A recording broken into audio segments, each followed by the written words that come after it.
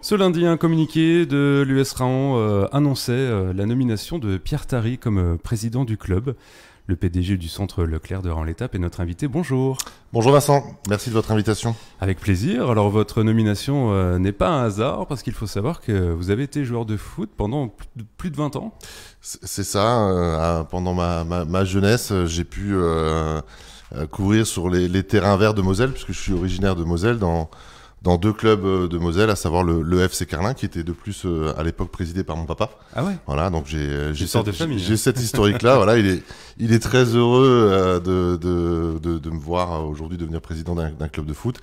Et puis aussi, j'ai pu jouer pour ceux qui le connaissaient à l'époque, la SSL, donc la Société Sportive de l'Hôpital, qui était un club qui a affronté l'USR pendant plusieurs années au niveau du championnat à l'époque de CFA. Alors qui l'emportait ?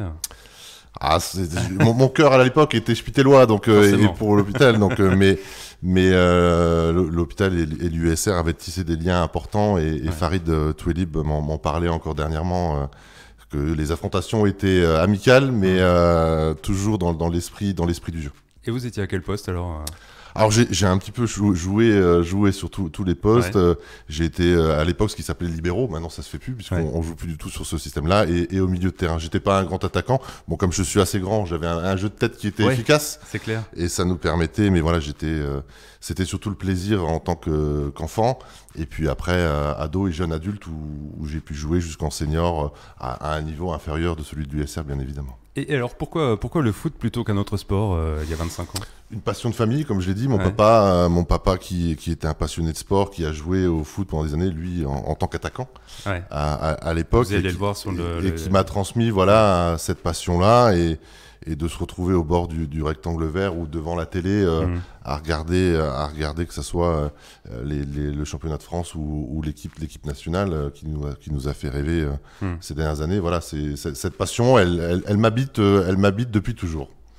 Et alors c'est vrai que du coup, naturellement, avec le centre Leclerc, vous devenez l'un des principaux partenaires du club dès votre arrivée en 2018. Oui, c'est ça. J'ai pu rencontrer et je tenais, si vous le permettez, Vincent, à rendre un hommage à Louis Fornoni, au président Fornoni. Voilà, c'était quelqu'un qui était investi dans la vie du club, un passionné, un amoureux de la ville de Raon-l'Étape aussi, parce que je pense qu'on ne peut pas dissocier l'USR de la ville de Raon. On a tous été extrêmement attristés de sa disparition et c'est vrai qu'à l'époque quand j'ai rencontré pour la première fois Louis Fornoni et Farid Touelib qui est revenu au club à ce moment où je suis arrivé en fait en 2018, je les ai tout de suite rassurés sur mon implication et celle du centre Leclerc de Raon-l'Étape qui resterait la même que mon prédécesseur et que je souhaitais même m'investir un petit peu plus au niveau de la vie du club en elle-même, quoi. Ah oui, alors c'est vrai, il faut le rappeler, votre arrivée à la tête du club se fait suite à la disparition brutale, c'était le 10 janvier dernier du président et qui était au club depuis plus de 20 ans. Finalement, cette nomination est presque la suite logique des choses.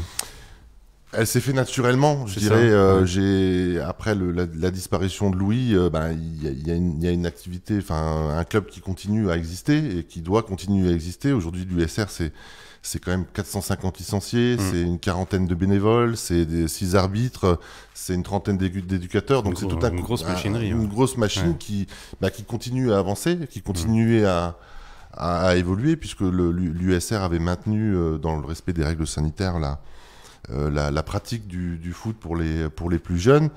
Et ça s'est fait naturellement dans les discussions avec Farid, où je lui ai indiqué que je souhaitais il y a quelques semaines prendre la présidence. C'était la question. Qui est venu chercher l'autre? Donc alors on s'est cherché tous les deux. C'est un peu une histoire d'amour entre nous et entre Farid Touelib qui est quelqu'un de formidable pour le club et qui est un rouage essentiel du club, comme d'ailleurs tous les bénévoles, le comité que j'ai pu rencontrer. J'ai rencontré des gens passionnés, des gens amoureux du club. Ils transpirent l'USR, ils ont du sang blanc et bleu qui coule dans leurs veines.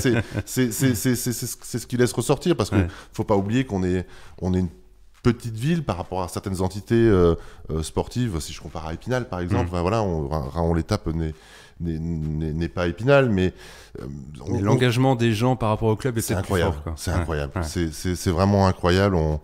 Les bénévoles, tout ce qu'ils sont capables de faire, on a vu avec les organisations des matchs de Coupe de France, sans passer par des sociétés extérieures, c'est uniquement les amoureux du club qui ont répondu. Et pour revenir à ce qu'on disait sur voilà, on s'est trouvé mutuellement. Voilà, je lui en ai parlé, il m'en a parlé. On s'est regardé les yeux dans les yeux et puis on s'est pris par la main et puis j'ai dit écoutez, je veux y aller. Je veux y aller. Ouais. Alors il faut dire que l'USR a été mis à l'épreuve ces dernières semaines. Oui. Il y a eu aussi le décès de Daniel Clérotte, emblématique bénévole du club. Tout à fait, ouais. Là, du coup, en tant que président, c'est aussi prendre ça en face et le faire vivre et aller de l'avant, quoi. Oui, complètement. Aujourd'hui, ce que j'ai exposé un petit peu aux membres du comité le jour de mon élection lundi, puisque c'est tout frais, c'est qu'aujourd'hui, il fallait assurer une continuité pour le club. Donc, je vais être maintenant en mode imprégnation dans le club, audit. En fait, je leur ai dit que je leur ferai un retour dans un mois, fin avril, début mai, sur aujourd'hui la situation du club, qu'elle soit financière, sociale, sportive. Il y a tous ces aspects-là aujourd'hui à voir pour qu'on puisse ensemble mesurer la tâche qui est la nôtre, parce que je suis devenu le président de l'USR, mais il y a, voilà, comme j'ai dit, tout un comité derrière, il y a une partie de bénévoles, les salariés du club aussi aujourd'hui qui ont des parts importantes. Il y a combien de salariés d'ailleurs? Donc il y a 2 salariés aujourd'hui sur le club. Ouais, il y a deux salariés sur le club avec lesquels on va travailler. On va préparer l'avenir. La Fédération française de football, via le COMEX, le comité exécutif, a sifflé, si je peux prendre cette expression-là, la fin des championnats officiellement, même si tout le monde s'y attendait, tout le monde le savait.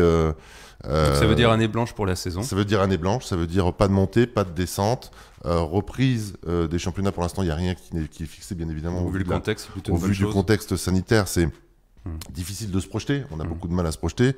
Bien évidemment, la Fédération française de football prendra ses responsabilités. Nous prendrons les nôtres aussi en collaboration avec le district des Vosges, la Ligue du Grand Est et bien évidemment la préfecture, parce que le préfet a droit de regard sur ce qui se passe et c'est tout à fait logique. Et nous, on mettra tout en œuvre pour respecter tout ce qui nous sera demandé pour une reprise des championnats, on l'espère, pour les plus jeunes et pour les équipes seniors au mois d'août ou au mois de septembre de manière officielle. Maintenant, le district et la Ligue cherchent aussi des solutions s'il y a une possibilité de reprendre avant, en organisation de matchs amicaux peut-être, ou de petits tournois entre équipes pour ne pas sortir du département. Enfin voilà, on a dans les Vosges trois belles équipes que sont l'USR, Taon et Épinal, et on verra avec les présidents de ces clubs-là comment on pourra maintenir un petit peu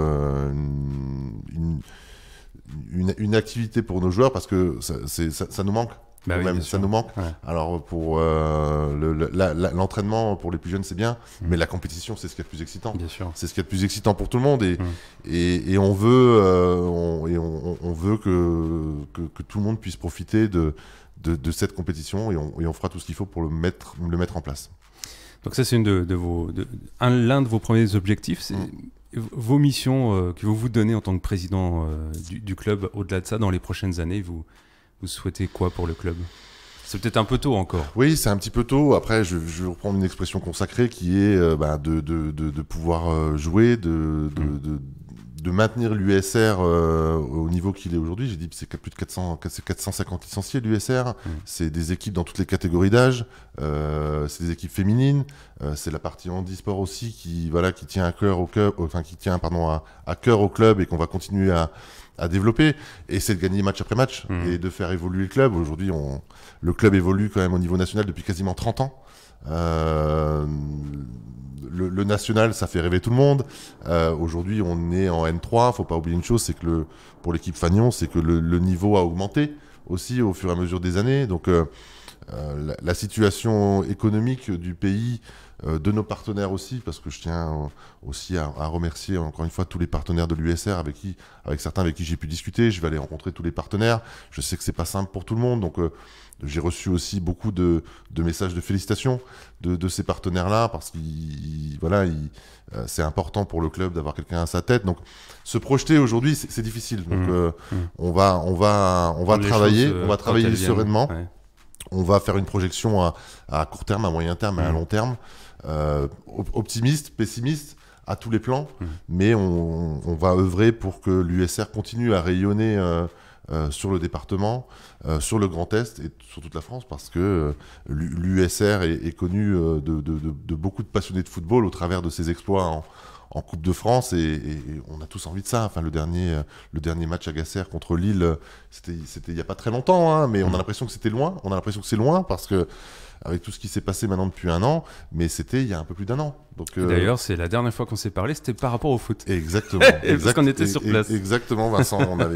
C'était déjà un signe. On avait échangé sur ce match-là, mais c'est difficile. C'est difficile pour tout le monde de se projeter. Et on a vu au niveau assez inédit quand même une crise au niveau des droits, par exemple, de retransmission, comme quoi il y a moins d'intérêt, parce qu'il y a eu moins de matchs. Enfin, l'aspect financier a été là aussi. Est-ce que cette crise pourrait rebondir sur les sections? Aujourd'hui, non, pas d'inquiétude. On va maintenir les investissements sur les jeunes, parce qu'aujourd'hui, l'importance des équipes jeunes, et j'aurai l'occasion de prendre la parole sur le sujet bientôt, parce que la fédération, en sifflant la fin des championnats, va redescendre des informations au club. En tout cas, on l'espère, même si, encore une fois, on a toujours l'impression que les clubs amateurs qui sont la base du football aujourd'hui. Le monde professionnel, c'est une chose, c'est ce qui nous fait rêver tous les week-ends devant nos télés, ou quand on pouvait aller à l'époque dans les stades, mais le foot, c'est pas que ça. Et c'est une toute petite partie. C'est ce que je dis toujours, les premiers championnats ou l'équipe de France. C'est ce que, si je peux reprendre une expression professionnelle dans mon domaine, c'est la tête de gondole. Oui. C'est la tête de gondole. C'est la tête de gondole de la fédération. Mais il n'y a pas que ça. Derrière, il y a tout le reste. Il y a les clubs, il y a les joueurs, il y a les dirigeants, et on espère véritablement un geste de la part du président réélu, Noël Le Graët, vers les ligues, vers les districts, et qui va pouvoir nous aider, nous accompagner, parce que c'est pas le cas de l'USR aujourd'hui, mais il y a certains clubs du département qui sont en véritable difficulté. La peur de perdre de licenciés, le fait des championnats arrêtés, le désintérêt. On va essayer de rassurer, et on va rassurer tous nos licenciés dans les jours qui viennent et dans les semaines qui viennent, et préparer sereinement la prochaine saison. En fait, vous arrivez dans un contexte vraiment inédit. Complètement. Là, en tant que président, vous arrivez dans un domaine, un moment très particulier. Le décès de Louis Fornoni, la non-reprise des championnats, l'arrêt des championnats. Alors, ça va nous permettre, l'arrêt des championnats, ça va nous permettre de travailler sereinement aussi maintenant pendant plusieurs semaines pour préparer, mais on va vouloir aller quand même relativement vite, communiquer très rapidement pour, encore une fois, rassurer nos licenciés. On parlait de l'équipe de France, vous avez regardé le match? Oui, j'ai regardé le match, bien évidemment. Vous en pensez quoi? Je suis un mordu de foot, hein, comme j'ai dit, donc je regarde beaucoup de foot. Alors on a vu une belle première mi-temps, on a vu 20-30 très belles premières minutes de l'équipe de France, une maîtrise complète sur tous les domaines, au milieu de terrain, devant, un manque de finition. Bon, voilà, ça arrive, mais encore une fois, l'équipe de France est un peu un diesel. Même si... Elle se révèle au fil des matchs. Exactement. Il vaut mieux être champion du monde que le champion du monde des matchs amicaux. Voilà. Donc, j'ai pas de doute sur le fait que la bande à Deschamps, avec des grands joueurs, quand on voit des joueurs comme Kylian Mbappé, c'est une bonne période quand même pour l'équipe de France. Capable de faire. Je le cite lui parce que c'est celui qui parle aujourd'hui à tout le monde. Mais on a une génération dorée. On a une génération dorée, et je pense que ça peut arriver à tout le monde de passer au travers. Je pense qu'il vaut mieux réussir la finale de la Coupe du Monde au Qatar ou en 2022, ou aller au bout au Championnat d'Europe 2021, qui arrive dans quelques semaines, que de faire un match nul, le premier match contre l'Ukraine. Même si, en tant que passionné de foot, on aime gagner, et on a envie de gagner tous les matchs, quoi. Alors c'est vrai, je ne sais pas dans les autres clubs, mais en tout cas à Raon-l'Étape, on parle autant de l'aspect social, des actions sociales du club, que des résultats des matchs. Par exemple, là récemment, avec le pôle intergénérationnel à Raon-l'Étape, il y a une vraie collaboration. Le club a amené les personnes âgées au centre de vaccination. C'est l'une des nombreuses actions sociales. Aujourd'hui, il ne faut pas oublier une chose, c'est que l'USR est une association de loi de 1900. Donc elle a cette volonté aujourd'hui d'accompagner ses licenciés, de faire profiter à la commune et à la communauté de ses moyens aujourd'hui qui sont limitées, mais aujourd'hui, les championnats étant arrêtés, je pense que la partie sociale est très importante. Voilà, cette action-là qui a été menée par Farid Touailé, il va continuer à œuvrer dans ce sens-là, en collaboration avec la mairie, avec la communauté de communes. Et je tiens aussi aujourd'hui à remercier la communauté d'agglo de Saint-Dié qui accompagne le club par son président David Valence, ou son vice-président Jean-Marie Lalandre, qui était présent à une réunion qu'on a tenue fin de semaine dernière et qui nous a indiqué qu'il continuerait à soutenir le club. La mairie de Raon-l'Étape, bien évidemment, au travers de Nadia Striquet, l'adjointe au sport, et Benoît Pierrat, bien évidemment. Mais toutes ces actions sociales qui vont être mises en œuvre, on va continuer à les travailler, on va les développer pour nos licenciés, pour les Raonais, et essayer de rayonner dans tout le pays de la Déodacie l'accompagnement des plus jeunes vers l'emploi aussi avec nos partenaires. On en a déjà échangé avec certains des partenaires où on va ouvrir les portes des entreprises sur des apprentissages en collaboration avec les CFA. Voilà, il y a des choses qui vont arriver dans les semaines qui viennent. Vous aurez... En fait, à chaque difficulté, l'USR essaye de trouver une solution. Mais je pense qu'il y a à chaque problème sa solution. Ouais. Vous le dites justement. Et effectivement, le rectangle vert, pour l'instant, le ballon n'y roule plus. Donc, et puis quand bien même, quand il reprendra, on continuera et on améliorera ces actions-là et on ira plus loin. Parce qu'aujourd'hui, au-delà de la partie sportive, la partie sociale est devenue primordiale. Ah, on s'est rendu compte qu'on est revenu avec cette crise qu'on vit aujourd'hui et qu'on traverse, qui est terrible pour tout à chacun, des valeurs. Des valeurs qui sont les nôtres, d'accompagnement, d'entraide, solidarité, de solidarité. Voilà, on a vu, et je l'ai vécu moi au travers du centre Leclerc, des gens qui allaient faire les courses pour leurs voisins, parce qu'ils avaient peur de sortir, pour toutes ces bonnes raisons qu'on connaît. Et l'USR maintiendra ces actions-là, il les renforcera dans les semaines et dans les années à venir, ça c'est une certitude.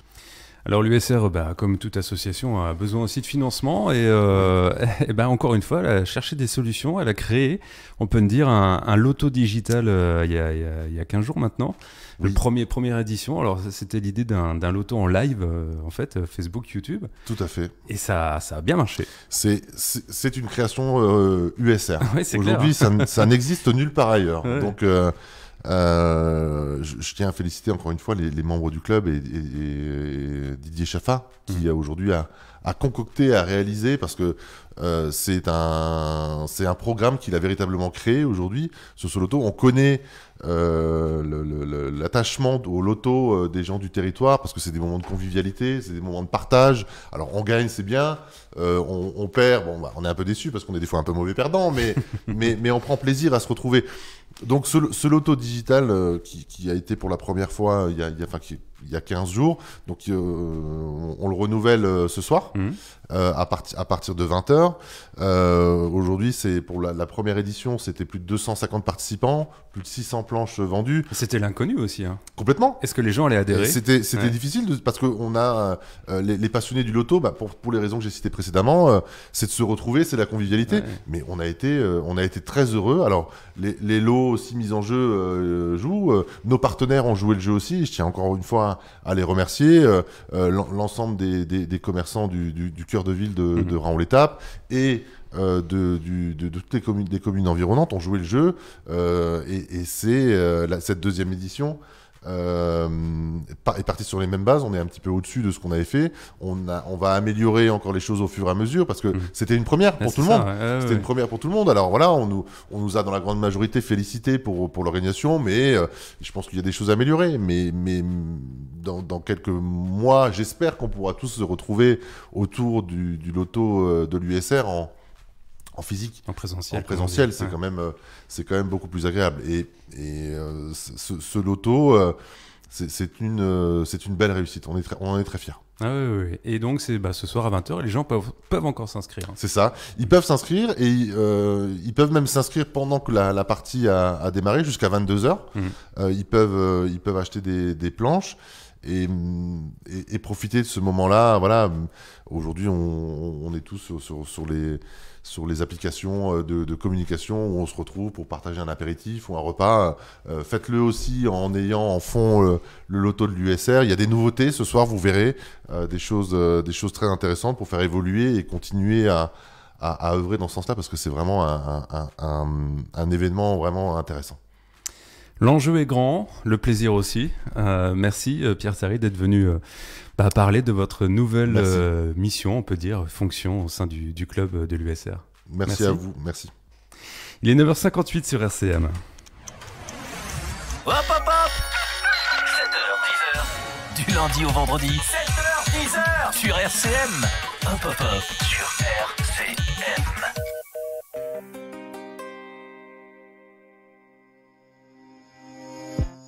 J'entends des gens qui croient tout savoir, qui rabâchent toujours la